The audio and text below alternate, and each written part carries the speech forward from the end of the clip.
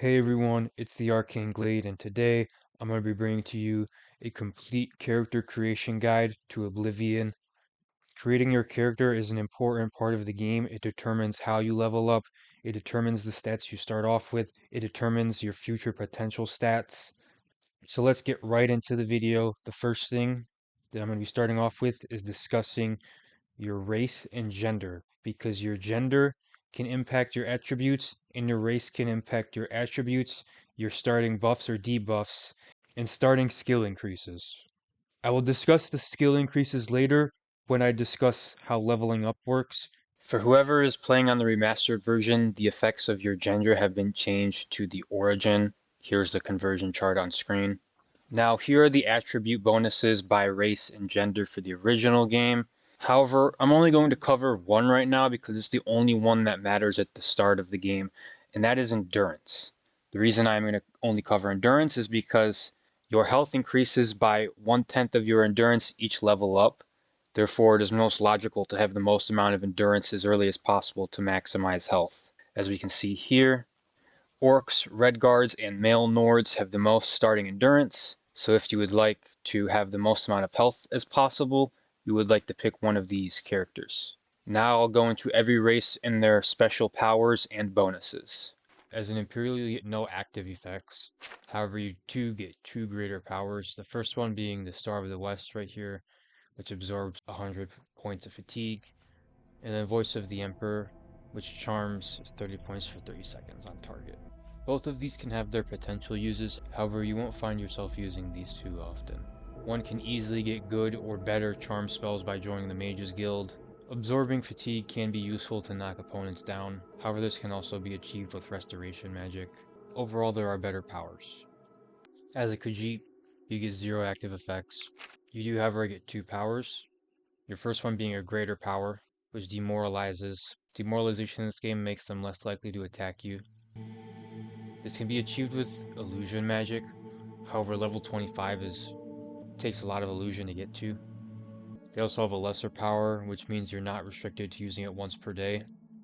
For the Eye of Night for Night Eye, this is a good supplement to have, especially for thief builds. Nords have a 50% frost resistance to start. They have 2 greater powers. The first one being the Nordic Frost, which does 50 points of frost damage. This is a powerful spell to have, especially early on, and if you're on a higher difficulty. However, this would become obsolete with a high destruction level. The next one is the Woad, which is a 30% shield. This is useful to have early on. However, once again, this can easily be supplemented with actual magic, in this case alteration. Overall, not bad powers. Orcs have a 25% resistance to magic. This is an incredibly useful buff. Any build can use a resistance to magic. Their greater power Berserk fortifies health, fatigue, and strength at the cost of draining all agility. This can be a somewhat useful power, however, don't be surprised if you can knock down more due to the agility drain. As a Red Guard, you get a 75% resistance to disease and poison. They have one of the best greater powers in the game with Adrenaline Rush, fortifying your strength, speed, agility, endurance, and health for a minute. What else have a 75% resistance to disease? Their greater power Beast Tongue allows them to command a creature. However, it's a very low spell, only going up to level 5. This is easily achievable with illusion magic. Ronians have a 75% resistance to disease, a 100% immunity to poison, and water breathing at all times. They have no greater power. Bretons have a 50% resistance to magic, as well as an initial 50 bonus to their magicka. Their greater power, the dragon skin, allows for 50% shield for a minute. This is a pretty powerful spell. This would take much longer to get to compared to the Woad of the Nords, which makes it a good greater power, especially early game. Dark Elves begin with a 75% resistance to fire. Their greater power, the Ancestor Guardian. Their power is just a ghost. It's one of the easier to replace powers. Although High Elves don't have a greater power to begin with, they have a 75% resistance to disease, the highest magicka bonus of 100 points. However, that comes at the cost of weakness to shock, frost, and fire, all at 25%. Finally, the races have different starting speeds based on their height, and these are shown on screen. So which race should you pick? Whatever you want. If for some reason you would like to pick a certain race, whether it be for roleplay reasons or aesthetic reasons, be my guest. Don't let optimal character creation get in the way of your fun. To maximize health, I would recommend the Orc, Red Guard, or Male Nord. For magic bonuses, I would recommend the Breton or High Elf. If there's a certain power that you would like to pick specifically, then pick that race. If there's any buff that you would like, then pick that race. Don't let optimal character creation get in the way of your fun. I am just offering suggestions. Next up, I'll be covering birth signs. The first kinds of birth signs that I'm going to discuss are the birth signs that give bonuses to attributes. Here, I have each birth sign and its effects on screen. For an optimal character, I would exclude the steed, because first, the lady and the warrior give bonuses to endurance. Like I said before, high endurance is going to give us the most amount of health we can get. The thief is also superior because it not only gives 30 bonus attributes points, but it gives a 10 plus bonus to luck, and luck is the hardest attribute to level up in the game. I'll explain later when we talk about the leveling system. If you'd like to pick the steed because for whatever reason, then be my guest. I would not recommend it for optimal character creation.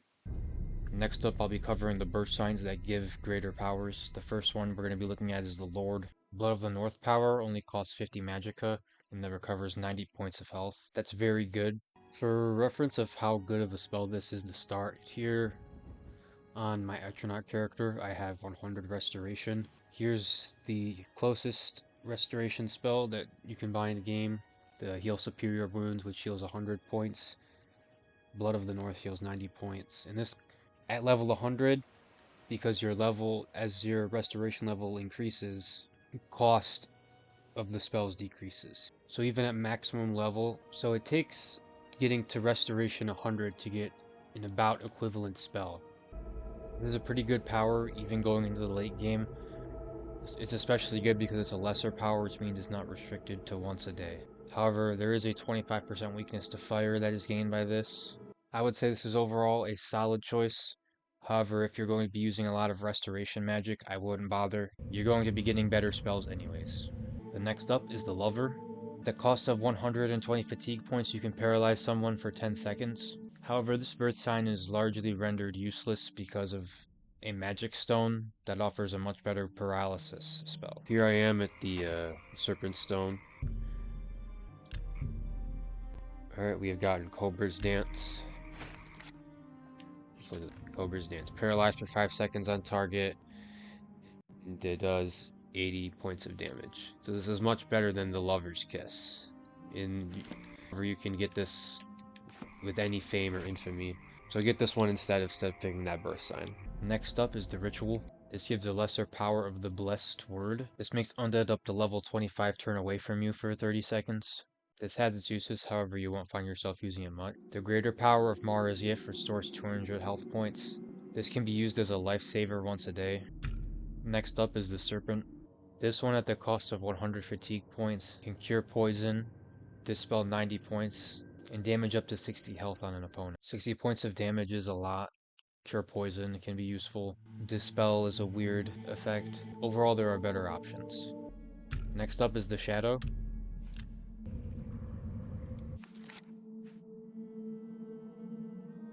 This gives a minute of invisibility once a day. To be able to cast invisibility spells, you have to get to level 50 in Illusion. However, there are magical stones that also offer invisibility. Here we are north of Skingrad. This is the Jones Stone. We're gonna get the ability Jones Shadow. So here we have invisibility for 60 seconds for the greater power of the Moon Shadow. For Jones Shadow, you get invisibility for 120 seconds on self, with fortification of sneak, acrobatics, and athletics.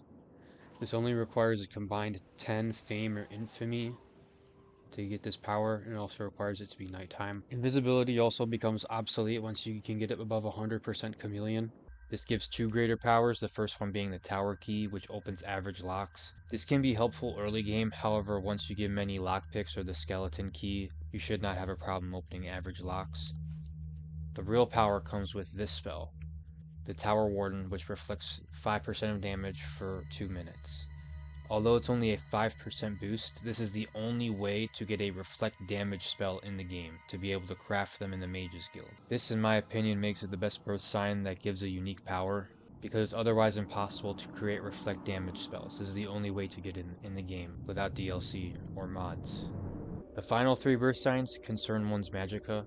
At the first level, you have the Mage, which confers a 50-point bonus, no strings attached. The next level is the Apprentice. This gives a 100-point bonus to magicka. However, that's at the cost of a 100% weakness to magic, effectively making you take double the amount of damage from magic. This would pair really well with a Breton due to their 50% magic resistance, as well as an Orc. To a lesser degree, this would work with Dark Elves and Nords. However, this combined with a High Elf, although it would confer a good magic bonus, would make a character that's very weak to magic. The third one is the Atronach. This one gets rid of all magicka regeneration.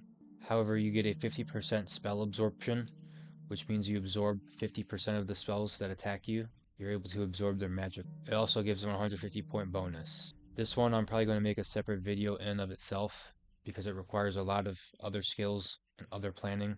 However, this gives you the biggest magic bonus in the game. Overall, it is up to you to pick which one you would like to use for your character. If you would like the smallest bonus but no strings attached, or if you would like higher bonuses with their drawbacks. The final part of character creation in Oblivion is choosing your class. Before you select any of the pre-made classes for you, know that you can create your own custom classes, which is what actually I would recommend and I'm going to recommend in this video. The first part of your class is your specialization. Specialized skills get plus 10 to them and they increase faster. For the same reason that I skipped over the racial skill bonuses, I'm going to skip over specialization for now. 2 favorite attributes, you gain plus 5 to each one. For optimal character creation, I would select endurance for the aforementioned reasons. I would also select luck for the reason I'm going to explain now. The reason why luck is the hardest attribute to level up is because every other attribute can have these bonus points tacked onto them whenever you level up, depending on how many skill increases you got for their governing skills. So, for example, for speed, to get 3 points, every 2 levels you get for a governed skill leads to 1 bonus point for the attribute increases. This means I must have had 6 increases to athletics, light armor, and or acrobatics to get these bonuses. Since luck governs no skills, that means it can never be increased. It can only be increased by 1 point every level up, which makes it the hardest attribute to level up in the game. Those would be my 2 recommendations. However, do what you want. If you really want a starting intelligence bonus, then go for that. I would recommend endurance and luck though. Your major skills, you will start at 25 in each one. It just sets the skill at 25. What your major skills do is that every time you level up your major skill, you get a point towards your level. You level up your major skills 10 times, or just any 10 skill increases, and that'll be a level for you, in which case you can level up. So this is why I've been delaying the skill increases, because in theory, if you have a starting higher skill, that means you have a lower ceiling for the level you can hit. You have less potential to level up, and that can hurt your character in the long run. However, there is a way to get around this by getting arrested, which will lower your major skills. Here we have my major skills, and we're just gonna get ourselves arrested. Help! It's all over, lawbreaker. Alright, we're gonna go to jail. Hope.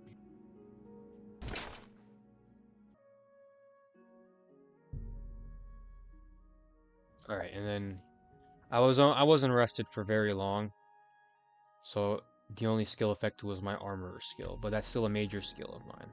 Because of the attribute bonuses that you can get from leveling up said skills, I would recommend choosing your major skills as a mix of skills that you will regularly use, so you can just level up without having to think about it, and some other skills that you may not use as much.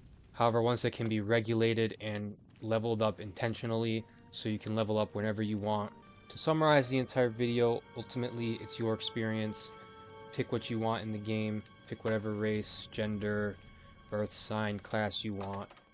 If you really don't want to play and think about level optimization, then just turn the difficulty down. That's going to be all for today's video. Hope you all enjoyed. Please check out some of my other content. Any comments or questions, please leave in the comment section below. And I will catch you all later. Goodbye.